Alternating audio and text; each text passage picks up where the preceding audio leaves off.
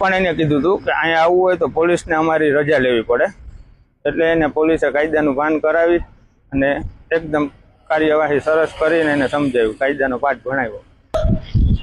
એની એમ કીધું કે આ એરિયો મારો છે, અહીંયા આવવાનું પણ નહીં, અહીંયા પોલીસને આવવું હોય તો પોલીસને પણ અમે મારીએ, તારે પણ આવવાનું નહીં, તારે તારા એરિયામાં વયો જવાનું, અહીંયા આવવાનું નહીં. અહીંયા આવવું હોય તો તારે રજા લેવાની, કોઈને પણ અહીંયા આવવું હોય બીજાને, તારા સંબંધી કોઈ ધંધાકીય તો મને પૂછવાનું ને મારી રજા લેવાની, નકર હું બધાને ભાંગી નાખીશ, એવી ધમકી આપેલી હતી. પોલીસે એકદમ કાયદાનું ભાન કરાવ્યું ને એકદમ ફૂલ સહકાર ને સપોર્ટ કર્યો, અમારી મદદ કરી એકદમ, ને ખૂબ સારું કામ કર્યું.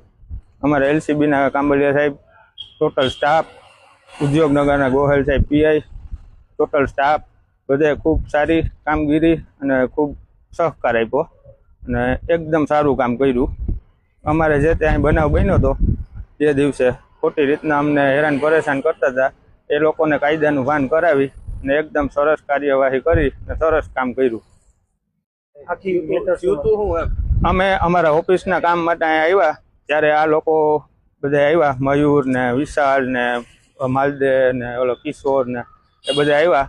પછી અમને ખોટી રીતના ગાળો, જેમ ફાવે તેમ ગાળો દીધી અને અહીંયા આવવાની મનાઈ કરી કે આ એરિયો અમારો છે, અહીંયા આવવાનું નહીં, એવી રીતના અમને ધાક ધમકી આપેલ ને હેરાન પરેશાન કરેલ. એટલે અમે પોલીસને કીધું.